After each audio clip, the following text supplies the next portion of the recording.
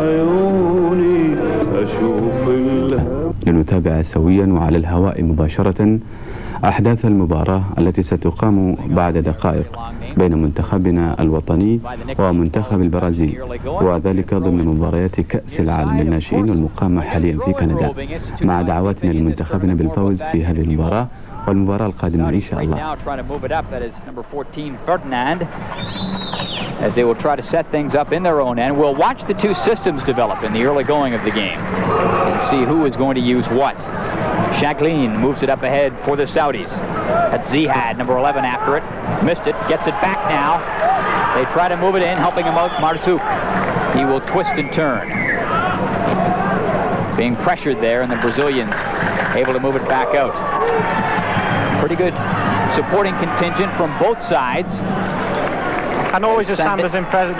You know, you've always got the drums, the rhythm of the Brazilian team, and you'll see that happening a great deal as the game. You'll hear this background noise, and it is the noise of the drummers in the crowd from the Brazilian contingent in Montreal. I'm just going to say they were warming up even before the game, and you get that real international feeling.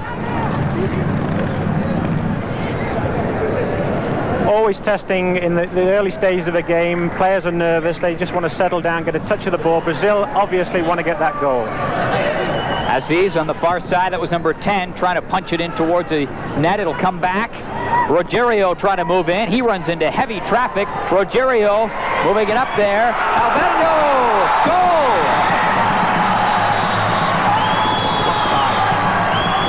And I believe they're calling that offside. The referee waving the goal off, and that will not stand. Yes, you couldn't really see it on the screen, but there, a clear case of offside where the player receiving the ball only had the goalkeeper to beat. And you can see he's just trying to get a little bit too far forward of the green defenders, and even though his shot is a tremendous one which beats the goalkeeper cleanly, clearly a good call there by the linesman. Alberto with a good shot as he curled it in, and a pretty keen eye from Dick Howard to pick that out. I think about 5,000 or so people disagreed with you on that, including most of the people on the Brazilian bench.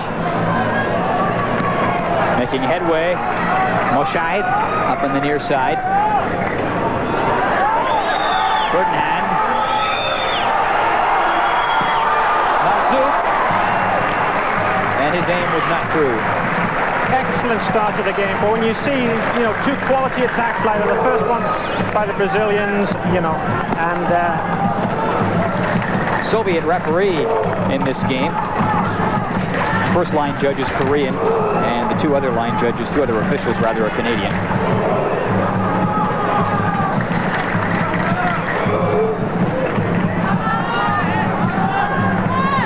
Carlos for the Brazilians, the keeper. He will move it up. No score. Early going. I'm Paul Romanoff with Dick Howard. Great to have you with us here on TSN for under 16 FIFA World Cup action. First tournament held in China a few years back. Heavy traffic. Moussa up to knock it away. The Saudi keeper. Shagin, number 3 for the Saudis, couldn't control it. Albea moves it in. Centeno. Moussa's there.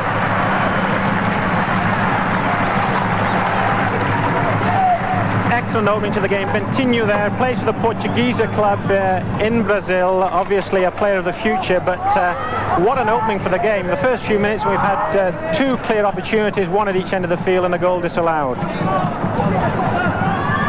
No score as the ball's moved up by Fernand, and that will go into touch along the line. Think a bit about that new throw-in rule.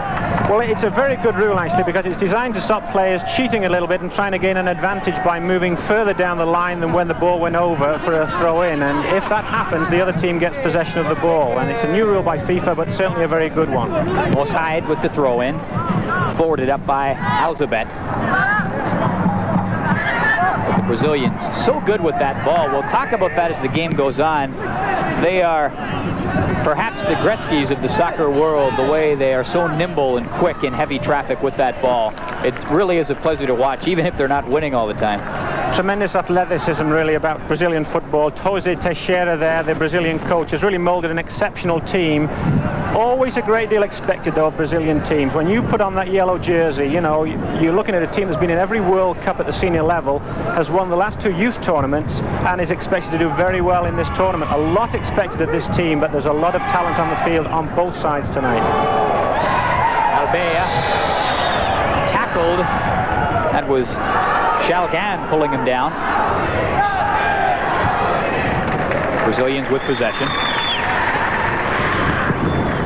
Rogerio. He was in on that earlier scoring opportunity. Ball into touch on the far side.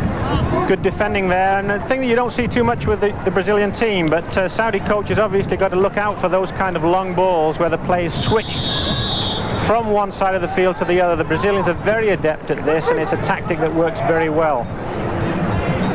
And when you look at these two teams, you were looking at clubs obviously in the opposite end of the soccer spectrum. This man guiding a team that is really in its infancy, I think, in the international stage, developing. And the Brazilians, obviously, I don't think they've ever missed a World Cup finals tournament.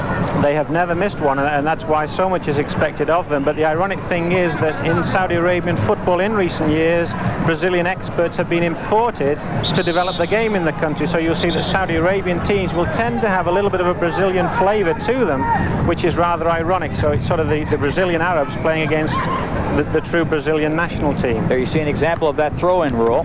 Brazilians with possession, the Saudis turn it over.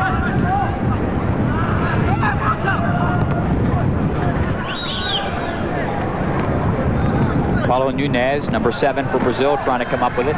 He was double-teamed. Trying to sneak in. Bernhand gets it over. Shalgan with a shot. And there, you know, the thing that you like to see in the game of soccer, where you get players moving into wide positions and taking strikes on goal. And you see here a player that's moved outside the defender, so he's got in a great shooting position. Unfortunately, the shot was not on target, but all credit to him for getting in that shooting position.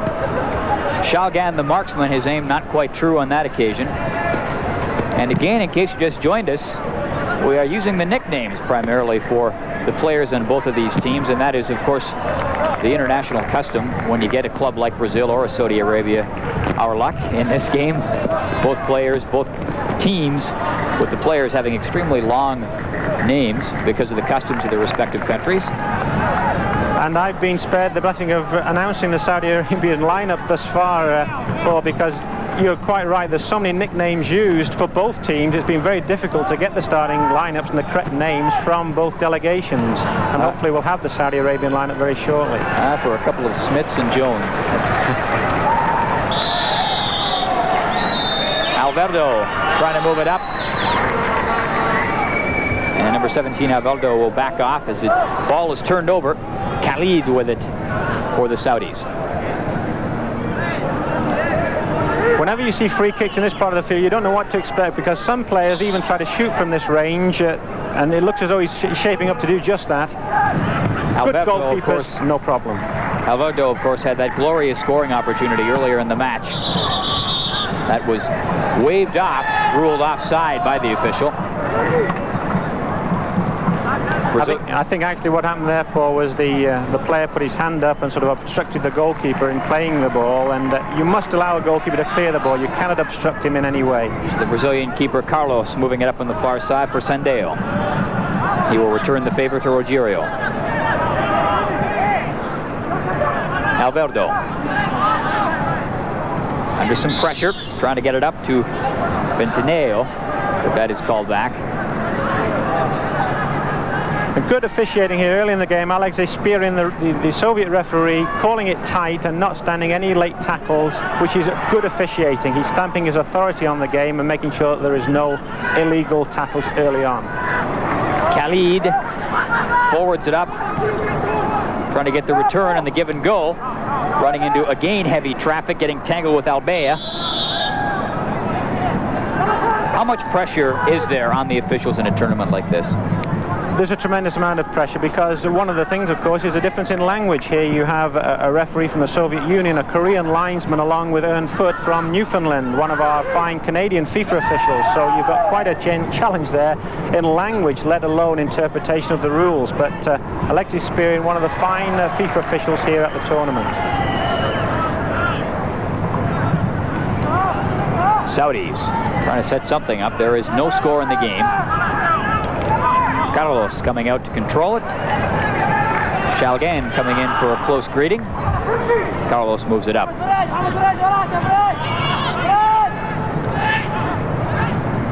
Bentineo relieved of the ball. Albea. Bentineo. Knocked down Marzouk, giving the ball back to his club. Khalid. Third hand. Again, we see longer passes, I think, than you generally do in the soccer that you are likely used to watching. And I think you can account a lot of that to the youth of these players. They tend to be taking more risks, certainly, than the senior players at this level, that is for sure. And they're a little bit raw at times. You see, with challenges like that, which really shouldn't take place, it's just a sign of inexperience. And, you know, you've got to realize these players, in most cases, 14, 15 years of age. But they can still put in heavy tackles, as we saw there with the charge in the back. Any tackling from behind, the referees have been told they've got to clamp down on it. Still no score in the contest, and the closest we've come to a goal came just a couple of minutes in, and it was ruled offside, much to the chagrin of the Brazilians and the Brazilian fans in attendance. Shalgan marking his man closely. He was all over Assis. Gustavo eludes the tackle slightly of Shalgan. Maybe a break. Khalid, not that time. Ball into touch on the far side. Well, certainly, you know, the Saudis have not been overawed by the Brazilians. In the game that they played in China, the technical reports of the game said that they were really in awe of playing against a Brazilian team. Here they know what to expect. They know that they have to win tonight, and there's certainly a lot at stake, and they've settled down very well. I think we're going to be in for a fascinating tactical battle tonight. You touch on an interesting point. We talked earlier, of course, of the pressure put on the players, the Brazilian players, when they don that familiar yellow jersey. But how much does it work for them? How much of an aura does that jersey give off, and how much does it intimidate opponents? Well, it certainly does, you know, to a certain extent. You know, it's one of those things that in the world of soccer, when we see yellow jerseys, you know, the Brazilian teams on field, we expect a very high standard of play. And, you know, even though those players are sitting on the bench, they want to get on the field, because there's no greater pride really in Brazil than to wear that yellow jersey and represent your country. It's a great honor, more so than in many countries in the world. And I'll tell you, that is a big difference right there. You hit on it, Dick, between soccer in Europe and in South America and around the world. The goal is to wear the national team jersey. Here in North America, the goal is to play for a club team and make a living. It's number 14, Ferdinand. And Ferdinand plays for the Al Qadasa club in Saudi Arabia. They play for the junior teams of senior clubs, as is the case with a lot of these Brazilian players. You'll find that, for example, in this Brazilian team, that 3 of the players play for the Flamengo club of Rio de Janeiro, which is certainly one of the most famous clubs in football. So they have a tremendous development if they're playing in that kind of atmosphere. Gustavo with the ball for Brazil. And there hasn't been a lot of concentrated action around the goals. On top of it, Mohamed for the Saudis, being pursued rather aggressively by Paulo Nunes. But the Saudis prevailing in their own zone, as they are apt to do. Marzouk, number 7, after it for the Saudis. Couldn't quite get there in time.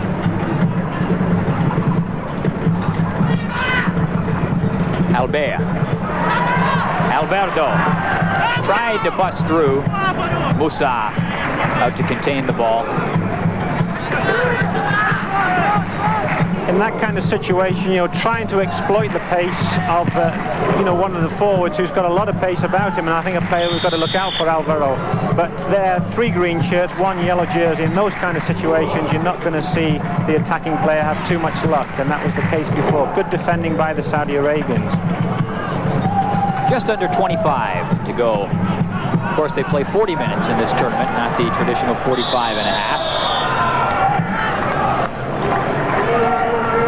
Not a bad crowd on hand, an enthusiastic crowd certainly. The green-dressed people obviously supporting the Saudis, as is the gentleman, the gentleman waving the flag. There's a little yellow flag poking out supporting the Brazilians just below, feeling a bit dwarfed, no doubt.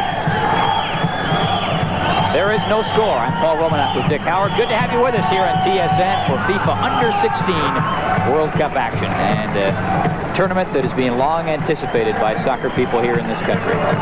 It's certainly tremendous, you know, for the Canadian Soccer Association to put on a tournament of this nature. It's a tremendous undertaking, and the 4 sites have been aware really of the value of this tournament that has just been developed by FIFA. This is the second such tournament. The development by President Haviland, of course, the president of the world governing body. Carlos trying to move it out, running into problems. Shalgan with the cross. Still loose. Close, very close. Saudis. There's the cross. And ricocheting and out of danger, Rogerio. And in a situation like that, he might be the goaltender's worst enemy. Well, had he deflected that, it could have been problems for Carlos. You will certainly get problems with crosses, and the Brazilian defenders there guilty of a bad error where the first cross came into the box and he headed it back into the centre again, and the shot was blocked. They were very lucky to get away with that one. Moshad. Khalid with the cross. Nobody there to answer. And Khalid will retreat back towards midfield and prepare for the Brazilian assault, which will be started, as is often the case, with Carlos, the goaltender. And the goalkeeper in this kind of situation, of course, he's looking, can he find a player with a quick throw, or does he elect to push his defenders downfield, as is the case now with Carlos, and try a long clearance?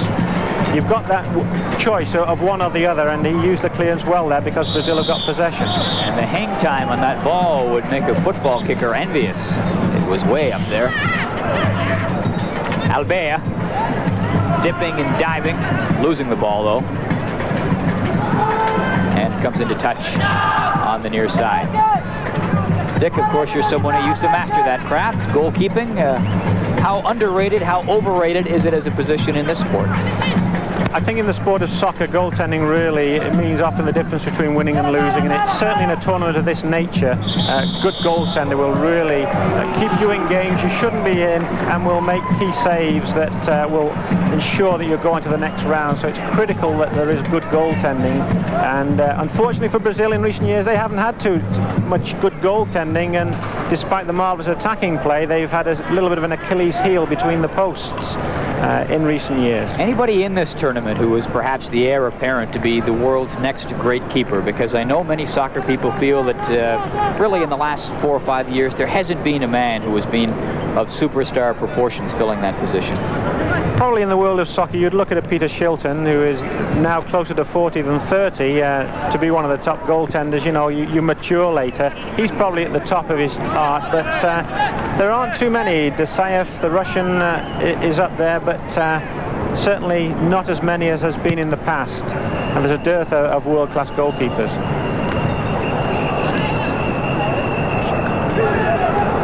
Shalgan going to move it up there for the Arabians. Fernand, top of the box. Carlos is there. But their exceptional shot there, he's using the outside of his foot to swerve the ball into the goalkeeper. Carlos read it very well, but it's a marvellous skill to use the outside of your foot, because if you strike a ball, we'll see it coming up now in the replay, he sets up the shot, the Brazilian defender stays off him, and he elects to shoot, and hitting it with the outside of his foot, tried to bend it inside the post. Carlos very alert, covered up on the play. Back to live action, no score. Tumble there by Albea.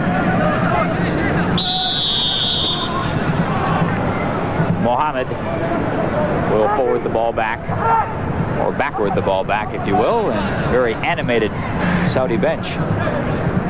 Certainly is. You know, what a contrast of styles. This is this is the true global game, isn't it, when you get fans from Saudi Arabia on one bench and fans from Brazil on the other bench. Somebody take it, knocked away. Saudis trying to press. Khalid, he's had a strong game so far as number 2 Khalid for the Saudis. Been in on a couple of Saudi scoring attempts. And feeling his wrath there, number 5 Albea. Another one of the rush challenges. Now, I'd hate to see one of these resulting in a goal, but there's certainly been some unnecessary tackles that have resulted in free kicks in critical areas of the field. Albea back up and back into the play, but the Saudis continuing to press. Mohammed, number 4, with the throw-in. Here's the cross. Shalgan couldn't get to it. And the Brazilians relieve the pressure for the time being, but only for the time being. Bernhard. Nice footwork in heavy traffic, but he was outnumbered grossly as he got closer in, and the odds very much against him.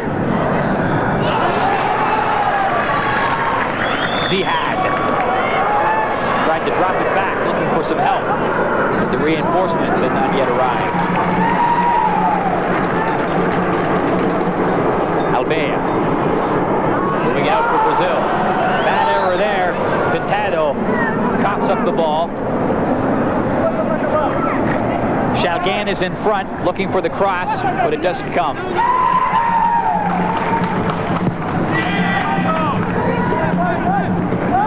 Paulo Nunez thwarted, couldn't get it out of his own end. He's slow to get up back behind the play. Shalgan with the cross. It's up there, and Khalid with a glorious scoring opportunity that goes by the wayside. An incredible scoring opportunity there. Bad goalkeeping. We see the cross coming in and a goalkeeper going for a cross, and so we call it painting the ceiling there. He really over-anticipated. He went too soon for the cross, completely misjudged it, and Khalid just needed to touch it to get it in. And here we see it coming in again. Goalkeeper going up with one hand. A bad error there by the Brazilian goalkeeper. Unfortunately, the Saudi Arabian team couldn't exploit it. Khalid, a bad mistake there in missing that goal. He has not made too many mistakes so far in this first half. He's been in on every Saudi scoring opportunity, and they've had a couple of them. The Brazilians, I guess, coming closest. There is no score in the game. The Brazilians coming the closest to putting a digit up on the scoreboard, but the goal called back. Offside was ruled. As Musa will get back into the play, and he wants to get back quickly as the Brazilians try to move up. Not for long. Shalgan. Bernhard. Shalgan. Moshahid. Trying to lay it up in there for Al-Draghi.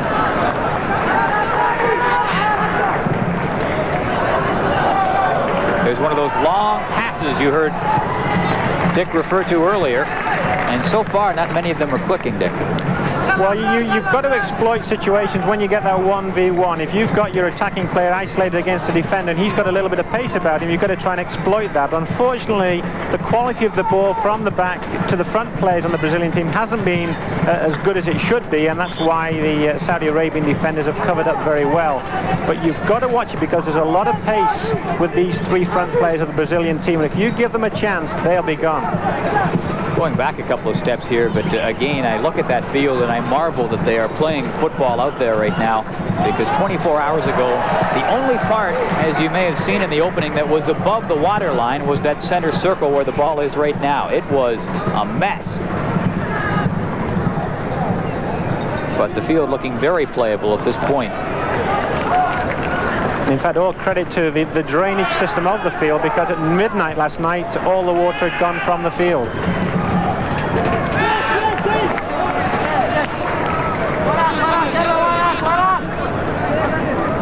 Moshahid will walk back into play.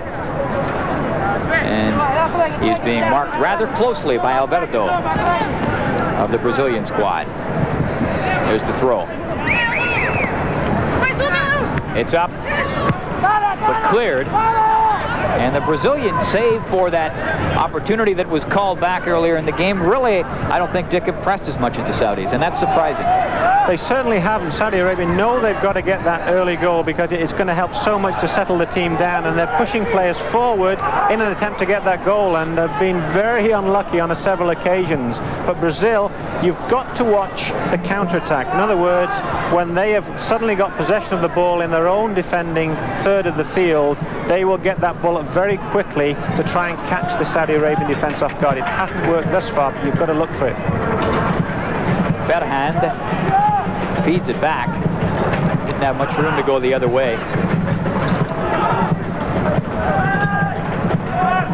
And you can hear those drums in the background beating as the Brazilian supporters hope that they can.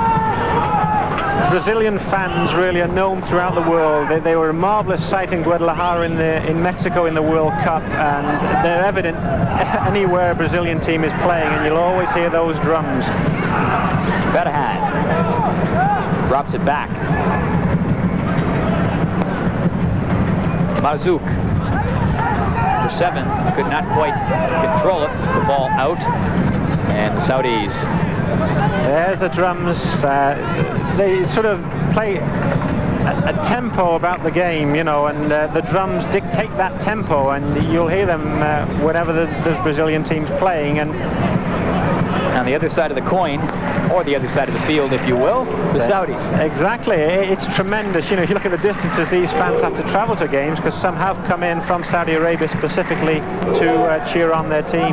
Marzouk is down on the field, the training staff out to look at him, just on the near side, down towards the Brazilian goal area, and he's being tended to. And of course, in soccer, if you are not an expert on the sport, and I suspect there are a few of you looking in for interest's sake, as Gustavo goes after the ball, it is not like hockey or baseball. When an injured player is injured, that team plays without him. There is no substitution. There is no substitution whatsoever, and in fact there are only 2 substitutes within the game. But well, you look at a game like this, and it's hard to believe that these players are 14, 15 years of age. The quality, the technical aspects of the game is tremendous, and you look at what they're going to be like in 10 years' time. We'll probably see some of them in the World Cup. Marzouk is the man down in the field, and there's a FIFA official standing right down by there. And Dick, what would that be all about? Does this have to be watched over? It has to be watched over. Bill Gardner there is the 4th official. He's a local referee from the Montreal area, and he has to coordinate that there are in fact only 2 people attending that player, and they have to sort of look after him and if necessary take him off for treatment. Aziz thought he saw some room. He had Alberto with him, elected not to pass, or perhaps couldn't pass. There's that twisting and turning and nimble footwork. Abea demonstrating nicely for the Brazilians. Continues his hot pursuit of the ball, but he's thwarted this time. Khalid works it back up for Saudi. But the Brazilians will try to assemble again.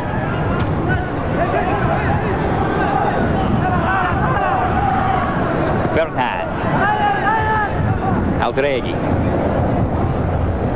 Zad,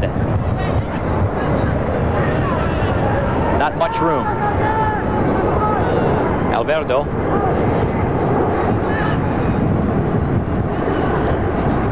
with some help. Gustavo gets it up, something breaking.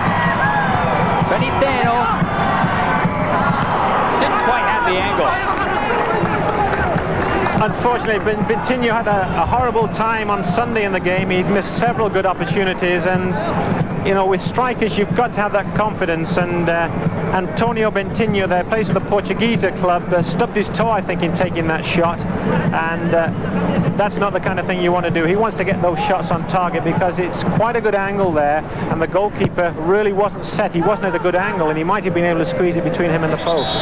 Now, how much does the wet pitch have to do with a play like that? When the player cocks to fire and gets set to deliver his full weight behind that ball, and he's on a wet pitch, is that going to obviously hinder things? It's actually not too wet down there. I was on the field before the game, and it's very dry. It's drained exceptionally well. I can't give that as an excuse on that occasion. Sorry, Paul. Thought I'd try. Pinteiro. Stopped. Marzouk. Trying to move it up. Just under 10 to go in this half. Khalid, who has been present throughout this first half in a big way for the Saudi team. Trying to break through there. Al-Sabat. Oh! Carlos was there.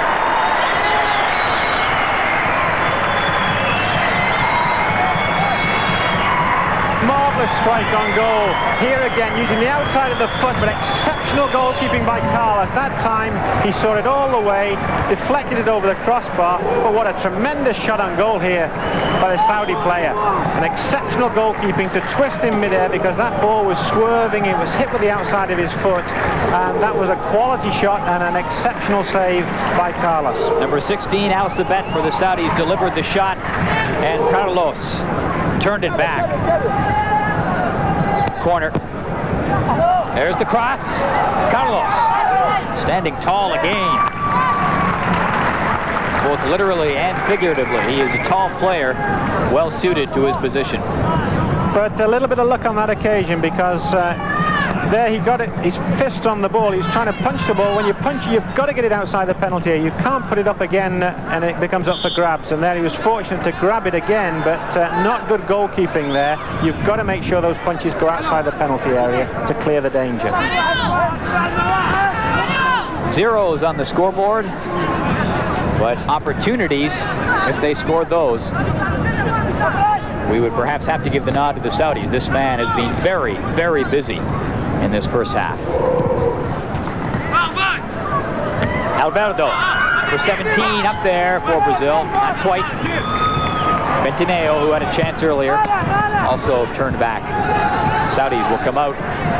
Zahid trying to find Hamoudi. But the Brazilians instead find the ball. Not much room over there. One thing that you have to do in the game, you know, you have to use all areas of the field and use the space. And here it looks as though the Saudi Arabian team is going to substitute one of their players. Mansour getting ready to come in, stretching on the sidelines. Going down was Marzouk with the injury earlier on.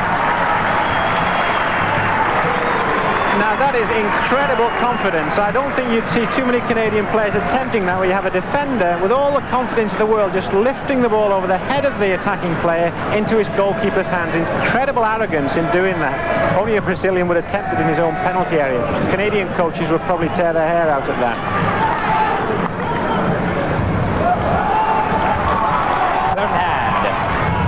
Thought he could get it to Shalgan. And that's Khalid, number 2, down on the field for the Saudis. And I don't think it's any coincidence that we are seeing a lot of players going down with knees and shin bruises by the looks of it, because the Brazilians notorious for their use of the cleats down low. Well, it's a physical game at the moment, because, you know, these lads are really wired up for this game. They know it's so important, and there's some quite reckless tackling on occasion, and that's why you're seeing a few players lying on the ground. But here you've got the substitution for the Saudi team. Mansour will come in, dressed in his green silks, number 10 on the back. Carlos coming out to take matters and the ball into his own hands. And the player that's being substituted is number 7, Marzouk.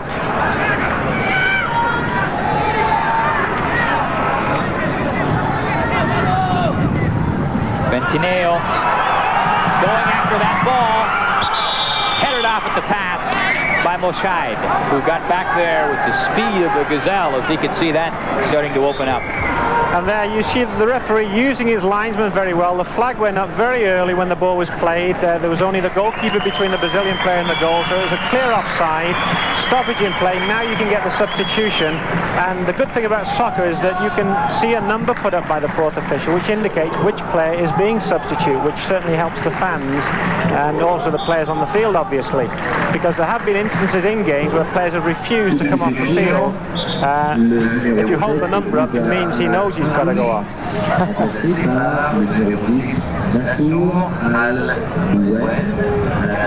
Boshide moves it up and through. Just under 5 to go in this first half. No score between Brazil and Saudi Arabia in this Group C action from the second FIFA Under-16 World Cup tournament. I'm Paul Romanak along with Dick Howard from Claude Robillard Stadium in Montreal. Great to have you with us. A beautiful evening for soccer. It certainly is. I just cannot imagine. I have to pinch myself. We were here yesterday and there's an incredible electrical storm, and here just perfect playing conditions in the space of 24 hours, a remarkable turnaround.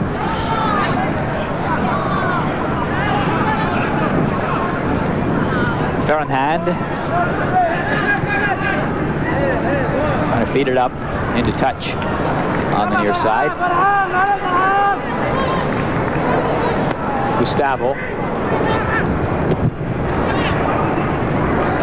Albert tackled by Fernand. Alberto tried to break loose, had his pocket picked.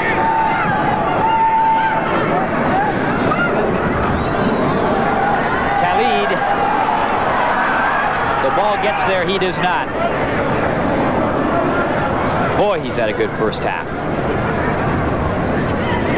Exceptional player. He loves to attack defenders, he loves to take players on, and those kind of players, as we know from Diego Maradona, are very exciting to watch. Alberto trying to curl that one up there,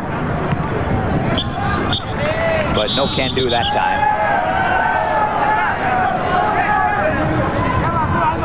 And the left knee of Marzouk looks to be the trouble area. Not looks to be, it most definitely is the trouble area.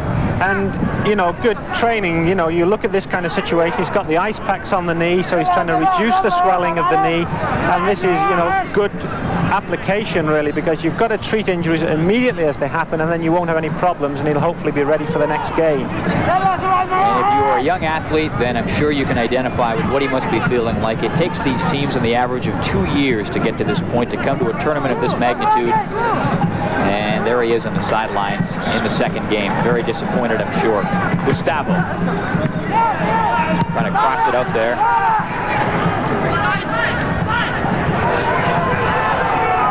Rogerio with a man coming. Mansour, who's the substitute, out in place of Marzouk, who we saw a few moments ago, injured. But Mansour could not get to the ball that time. Under 5 to go in this first half, no score. Saudi Arabia and Brazil. And both teams, they'd love to get a goal at this stage of the game. It's always a great time to score a goal just before half-time and go in with that one goal. And Saudi are the ones that could well score. Nimble footwork and nimble work with the hands by Carlos as he had to thwart the scoring attempt of Shalgan. Shalgan has really made some great moves here, and good close control. He turns on his defender, gets the shot off, it's blocked by the defender. Carlos tries to get a piece of it and eventually goes out for a corner kick, but they're really making a lot of things happen in the Brazilian defensive third, and they're looking very close to scoring goals, this Saudi Arabian team. Lots of traffic in front for this corner. It's way too high. A giraffe might have been able to knock that down, but not a player.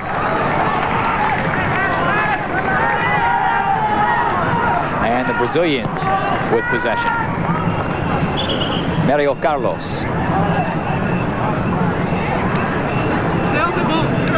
Waiting for some help. And in that area of the field, you try and use your goalkeeper, but the Saudi Arabian team are marking the goalkeeper, which is good, so he's got to force it downfield, and it's being picked up by the Saudi Arabian team. Khalid with the cross. Shalgan is there, but so is Carlos.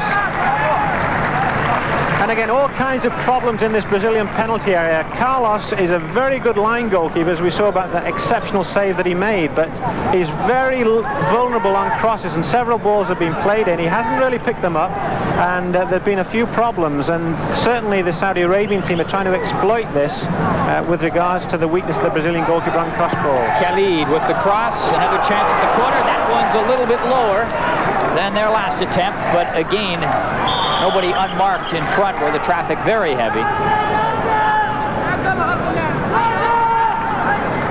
And the Brazilians will once again try to set up shop in their own zone and move that ball downfield. There is no score. The Saudis in their green silks going from your left to right, and the Brazilians in their brilliant yellow silks going from your right to left. Rather a reckless throw there by the goalkeeper. He threw it out to his player, who was marked by the Saudi Arabian, and he got a foul. The referee called half-time, but not the kind of risks you want to see taken. This Saudi Arabian team, they've done very well in this first. Both teams heading off to their respective dressing rooms. The fans will continue to whoop things up. There is no score. Brazil and Saudi Arabia. You're watching FIFA Under 16 World. Oh, I'd say 2 feet under anyways. But the field ready for بسم الله الرحمن الرحيم. سيداتي سادتي مرحبا بكم من مونتريال، وأرجو أن يكون صوتي مسموعا وواصلا إليكم بعد هذا الخلل الفني. الآن الكرة في وسط الملعب وبدأت in the early going.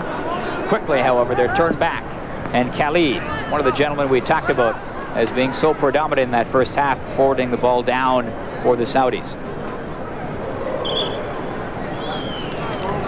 Doesn't look as though there's been any substitutions at all on the part of the Brazilian team or the Saudi Arabian team. As I mentioned before, only 2 substitutes allowed, so you really don't want to use your second substitute early in the second half. One interesting statistic here that's come forward from Valerio Getsola, who's kindly helping us from the Quebec Soccer Federation. The Saudi Arabians, 5 shots on goal to 2 by Brazil, 4 corner kicks for the Saudi Arabian team. Shows you how much they've dominated that first half. But the Brazilians will come in. There's the cross. Nunez, close, oh so close, but Musa had other ideas. What a cross ball here, but what a marvellous diving header. And here we see the use of a cross ball to the far post. A lot of crosses were played into the near post. Here, a player on the far post comes in, marvellous diving header. Great goalkeeping there to cover the header. Back to live action as the ball is knocked in, and Carlos perhaps a little bit too far out of the goal. That ball arcing over top of him, and that brought a gasp from the crowd. And Carlos, with a few words to some of the خالد مسعد بيلعب في الوسط، وعبد الله فريجي ومحمد الفرحان، وما في الهجوم موسى مرزوق وتركي زياد ومحمد الشجان. طبعا موسى تاثر شويه وطلع ونزل مع حلو منصور موينه، ودي رفعه ارضيه بتصدم بترجع مره ثانيه للخلف. مساعد الصرير وياخذها وينطلق بها وتطلع رميه جانبيه لصالح منتخبنا.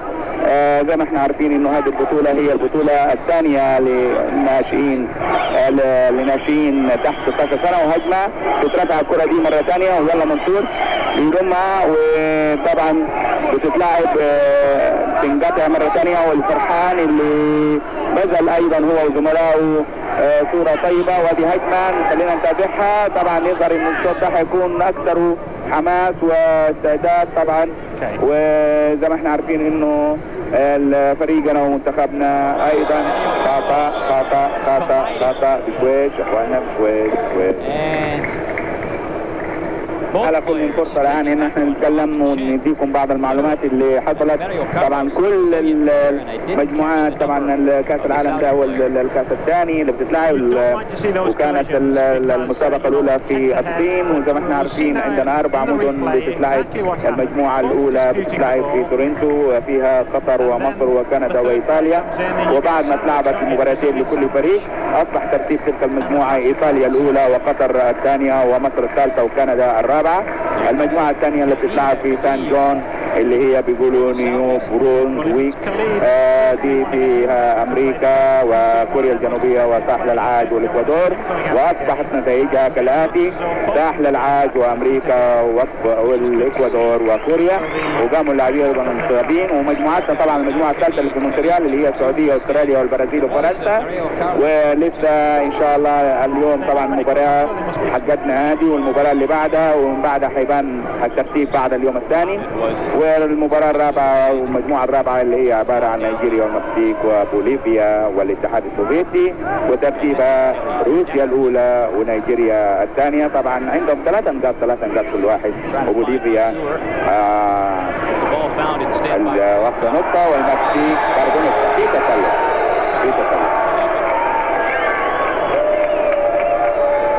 من النتائج اللي كانت موجوده عندنا على عبد الله شريده كابتن منتخبنا اللي يلعب الكره دي طويله قدام لمنصور موانع، بيلعبها قدام تنقطع.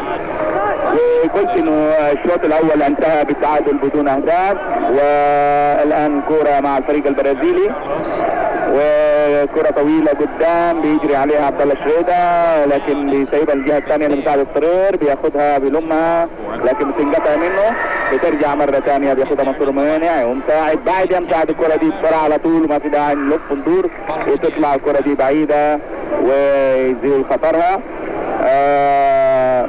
اليوم طبعا عندنا احتياطي حسن خليفه وسعد الهنيدي وحمودي اللي هو محمد بن مسعود والصيني ومنصور موانع اللي نزل محل زميله موسى مرزوق. دي كرة بتتلعب على طول وبروح عند نمرة 5 ألب من البرازيل وهجمة برازيلية. وزي ما شفتوا يمكن كنتوا بتتابعوا الصورة أكثر ما في صوت، في خطأ على ثالث، في خطأ ضربة مباشرة مرة مباشرة. حتى الساعة اللي في الاستاد هنا خربانة، ولكن حوالي 5 دقائق الاستاذ علي داوود مدير عام المنتخبات جالس امامنا وبيرشد لي انه 5 دقائق مرت من الشوط الثاني. طبعا احنا عارفين انه زمن كل شوط 40 دقيقة، لان هذه المباريات تحت 16 سنة وحيلعبها نمرة 4 7 بتتلعب ناحية المرمى عالية وتطلع برا. ده اخطر لاعب عندهم في الهجوم، طويل سريع اسمه انطونيو، ده انطونيو، وتتحط الكرة دي ادي انطونيو مكتوب 9. طبعا هو مكتوب هنا كل واحد من البرازيل دول عنده اسم طبيعي واسم فني زي ما يقولوا، اسم بيتحط في السكور، ولكن رسمين فلاين ومتنا هم وحاطين على كل فلينة رقم. عندي مكتوب بينيتينو واسم طبعا مش موجود في اسمه، لكن زي احنا ما بنقول موسى مرزوق ويطلع كان طلع من شويه او في الشوط الاول طلعت لكم صوره مكتوب فيها موسى الحربي، والناس عارفه عندنا موسى مرزوق، ولذلك في اسامي رياضيه احيانا بتتغلب على الاسم الشخصي او اسم يعني معروف به. خالد مسعد، خالد ماشي، يلا يا خالد يلا ماشي، ويديها للشلقان ويفوت الشلقان، برافو الشلقان، يلا وبيلعب كره طويله قدام بعيده كثيره عن الزملاء، ما تمكن منها ولا قدر يعمل كنترول عليها وسقط على الارض وبيعتذر من الزملاء. المره الجايه نبغاها احسن، ترجع مره الكره الجايه، المره دي بياخذها تركي وبيحاول تركي وشوف المرمى. يا سلام، ما ادري ايش يسوي عشان الكره تخش. شفتوا الشوط الاول الكره فين راحت في المقص، وشوفوا هذه الشوطه كيف كانت سريعه وعلى طول لعبها بيتغلب عليها، بس يا ريتها كانت شمال ولا يمين وكانت تقدر تخش هذه الكره.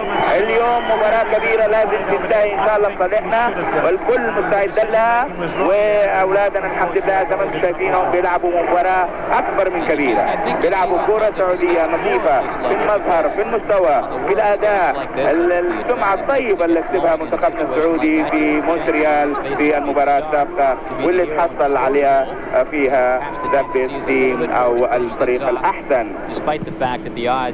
بالنسبة للاربع الفرق اللي كانت لعبت يومها. احنا عارفين انه مباراة البرازيل وفرنسا اللي كانت اول يوم اتاخذ فيها 6 كروت وواحد منهم كارت طرد للبرازيل. وشفت المباراة الكبيرة اللي احنا قدمناها والمجهود الكبير، لكن الكرة غدارة في ثانية واحدة دخل فينا هدف، واحنا كنا 79 دقيقة كنا مسيطرين على اللعب، ولكن في الدقيقة الواحدة اللي اتحطت فيها الكرة وجات الكرة مدورة. هذه كرة جميلة بيلعبها الفرحان، تصل على تركي، تتاخذ على قلب الدفاع خطير وكبير، وهو لنفس الوقت تتلعب كرة سريعة وممتدة، خش بيجري محمد فريج يلا ويفوت. لكن انا قلت انه ماريو لاعب خطير وظهير جامد، وماريو بيلعب الظهير مو بسهولة نقدر نفوت منه، لذلك يجب انه نضحك عليه ونحاول نلعب الكرة اول باول. كرة طويلة بتتلعب ياخذها كابتن منتخبنا شريدة، يرجعها مرة ثانية وتروح الكرة في الوسط وتتلعب. يلا منصور من بعيد يلعبها حلوة وترجع مرة ثانية، يلا شلقان يا الله، ترجع مرتدة شلقان، ترجع كرة مرتدة من حارس المرمى كارلوس اللي انقذ مرماه مرتين. مرة ناس شوف الكرة دي اللي حتى تتلعب ناحية المرمى من منصور موينة ويطيح فيها حارس المرمى، والشلقان هنا يطلعها برا وتطلع برا. وجالية كبيرة إسلامية سعودية موجودين سعوديين طلاب وعوائلهم. هاردلا كان انا ما ادري ايش يسوي، قالوا اهل الامثال اديني قراب حظ وارميني في البحر. احنا ما نبغى البحر، احصاء البحر اللي كنا عايشين فيه امبارح هنا. امبارح كان من كثر الامطار وشده الامطار معنا مترجمنا الجزائر قال الغرق يا سيدي، ولكن الحمد لله ربنا نجانا. كرة طلعت برا وطلعت رمية جانبية الجهة الثانية، والشمس طلعت اليوم. وزي ما احنا عارفين المباراة الأولانية كنا نلعبها في جو 32 حرارة كانت شديدة ورطوبة، اليوم الحرارة 26 والجو جميل. هذه لقطة الاحتياط البرازيلي، والشمس طالعة وراح السحاب الكثيف اللي كان كله رعد وطواقع امس وطيح الشجر وانقطعت الكهرباء ومنهم كهرباء الساعة اليوم. هجمة مرتدة، يلا يا اخوانا هذه الفرحان، يلا يا فرحان نبقى نفرح، نلعب كرة طويلة قدام ياخذ الشلقان وداخل منطقة الجزاء وبيحاول وداخل ويلعب الارض ويطلعها ماريو تساوي عن ماريو، والفرحان مرة ثانية وتصدم وتطلع ركنية وهجوم مواصل ومتواصل زي ما في كل مرة. انا بس ابغى وقت كده اقرا لكم احصائية صغيرة على المباراة السابقة. احنا شفنا 17 شوطة على مرمى استراليا، هم شاطوا 4 شوطات بالضبط. هذه احصائية ما بقول انا من عندي، هم بدون هي بدون